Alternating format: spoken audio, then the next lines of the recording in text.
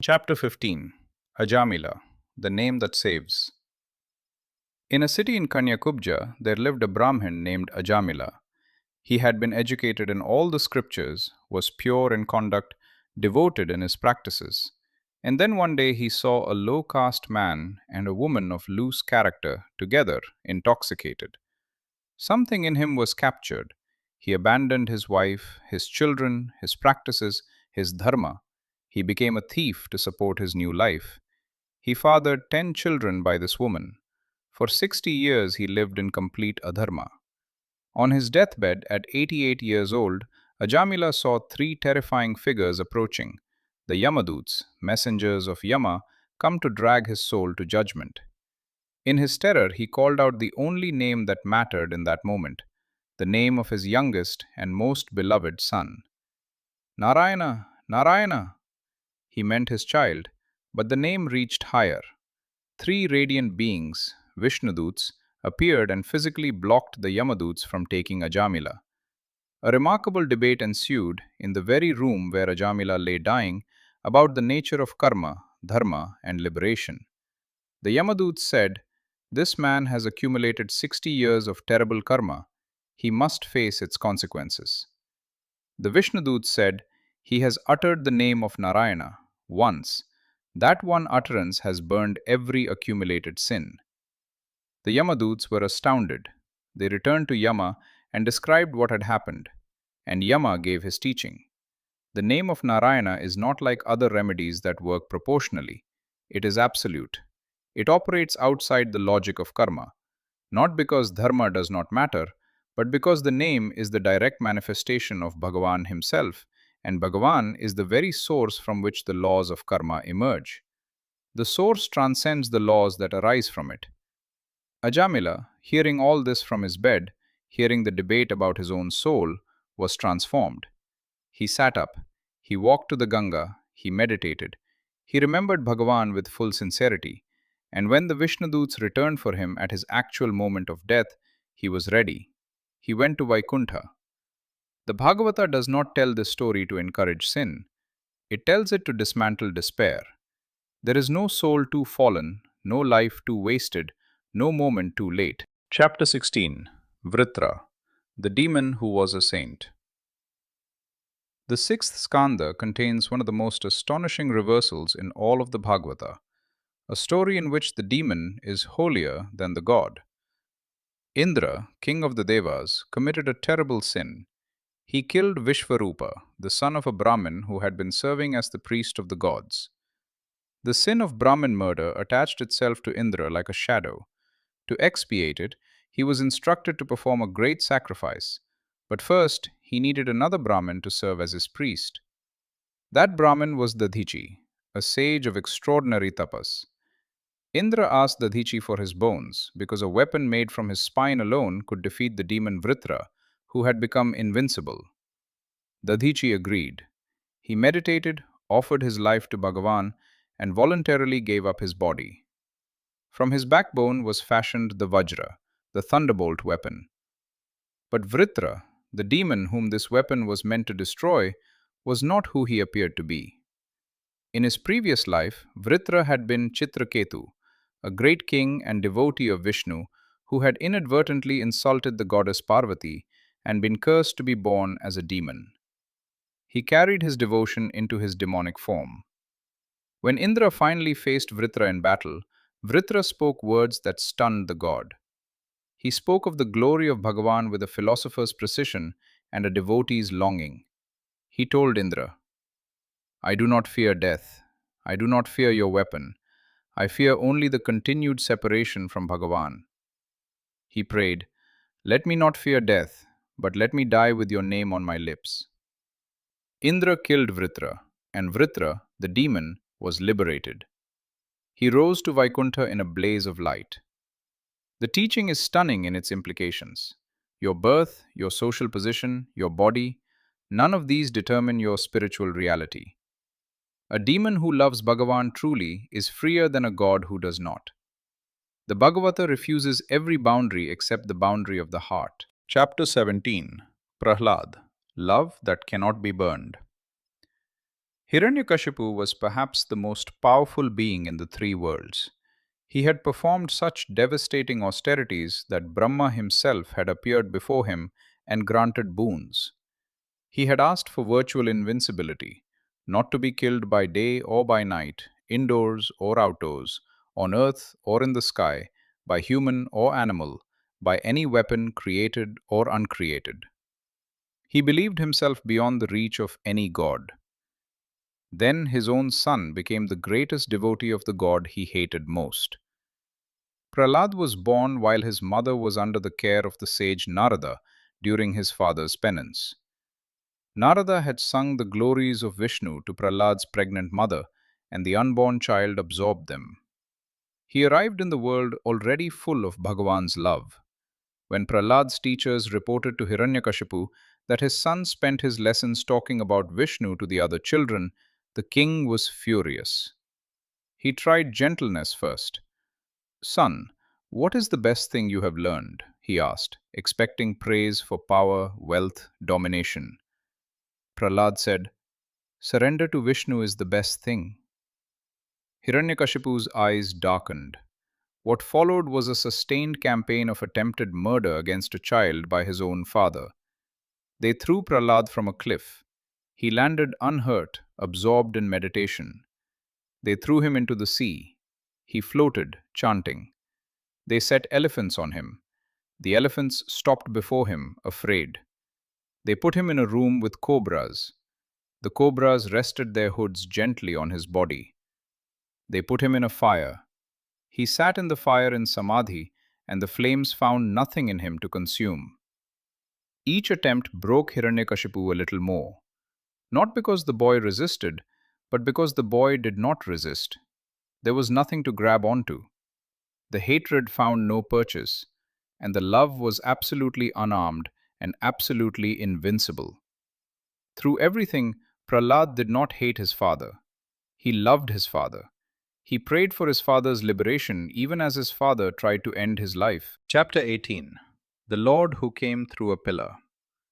It was evening, not quite day, not quite night. In the palace of Hiranyakashipu, a final confrontation had arrived.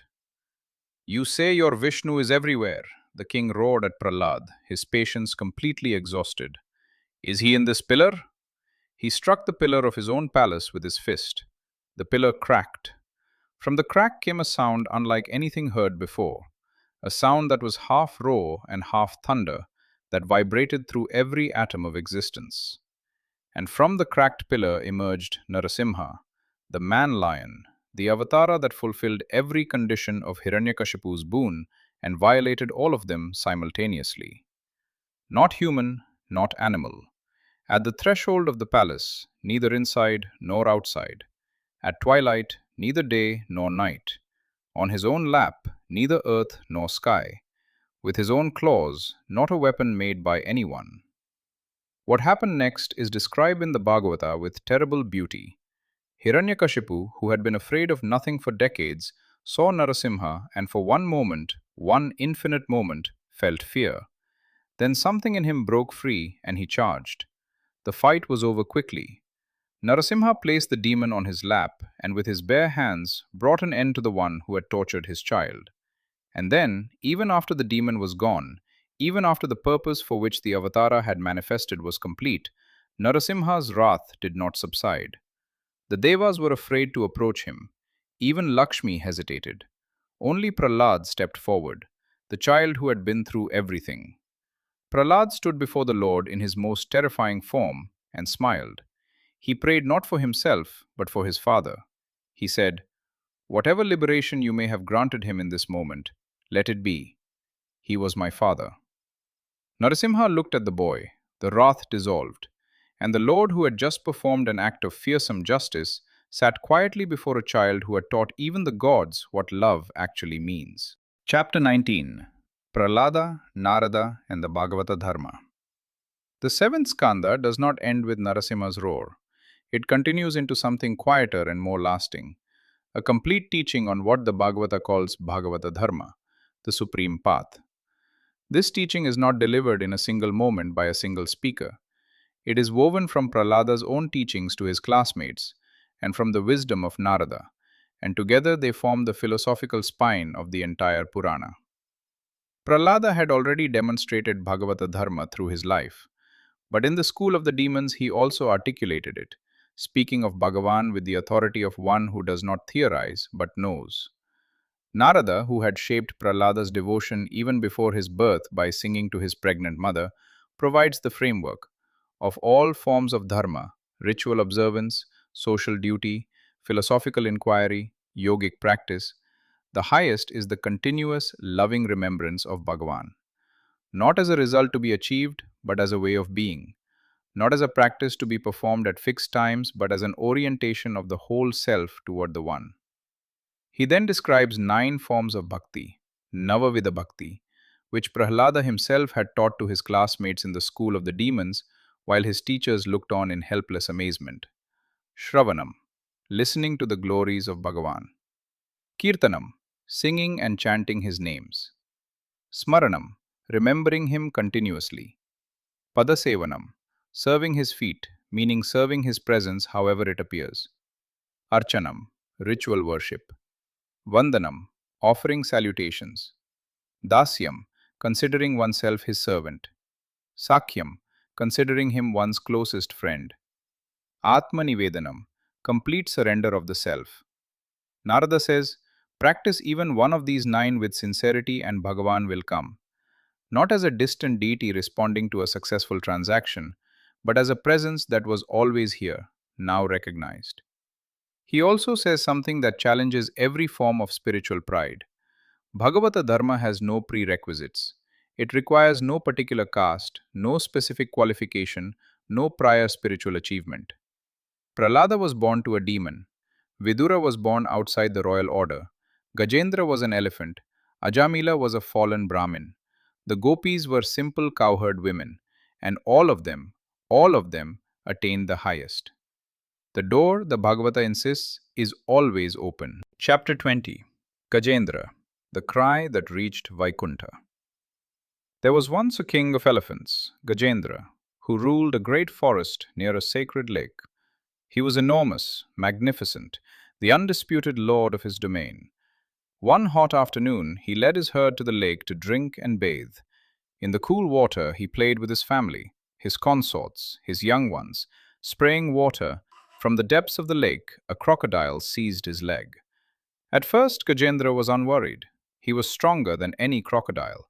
He pulled. The crocodile held. He pulled harder. The crocodile did not release.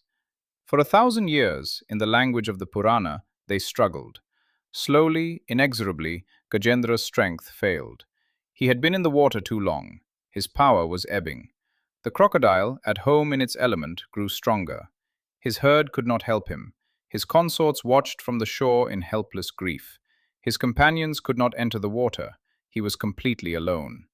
It is in that absolute aloneness, in that exhaustion of every ordinary resource, that the Bhagavata says something remarkable happened in Gajendra. He remembered. Not a technique, not a prayer he had learned. He remembered something from a previous life, when he had been a great king and a devotee, and from the bottom of a failing body, from the depths of despair, he lifted his trunk above the water, holding a lotus flower, and cried out the most ancient of all prayers. I do not know your name or your form. I do not know the right words. But you are the ground of all existence. You are the protector of those who have no other protector. I surrender to you. In Vaikuntha, Bhagavan did not finish his thought. He did not complete the sentence he was speaking. He left everything, Lakshmi beside him, the assembled devotees, the eternal music, and ran. The tradition says he ran so fast that his crown was askew and his garments were in disarray when he arrived at the lake, standing on Garuda, Sudarshana Chakra spinning in his hand.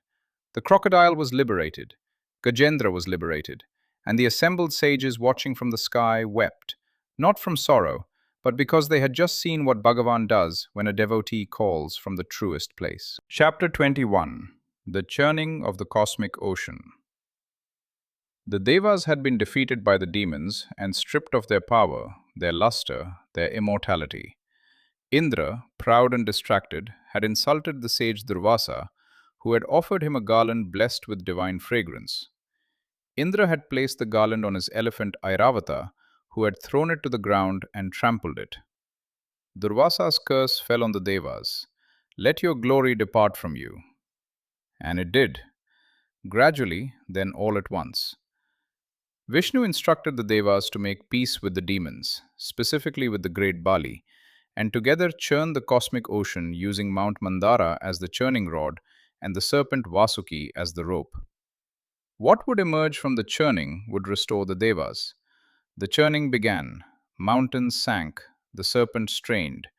Vishnu himself took the form of the great tortoise Kurma and placed himself beneath Mandara as a foundation, the cosmos being churned on the back of God. From the ocean emerged wonders: the divine physician Dhanvantari carrying the pot of Amrita, the goddess Lakshmi who chose Vishnu as her eternal consort, the horse Uchaishravas, the elephant Airavata, the gem Kaustubha, the wish-fulfilling tree Parijata. But first, before all these treasures, emerged Halahala, the poison of destruction, so terrible that it threatened to annihilate all worlds. No one could hold it, no god, no demon, no force in creation. In desperation, all beings cried to Shiva, the great Maheshwara, the Lord of transformation. And Shiva, without hesitation, took the poison in his hand and drank it. Parvati caught his throat to prevent it from descending. The poison remained in his throat, turning it blue. From that day, Shiva is called Nilakantha, the blue-throated one. When Amrita finally emerged, the demons seized it. Vishnu appeared as Mohini, the most beautiful form the universe had ever seen, and distracted the demons with enchantment, distributing the Amrita to the Devas. The cosmic order was restored. The churning teaches us transformation always precedes treasure, and the poison that arises first must be consumed before the nectar can be claimed.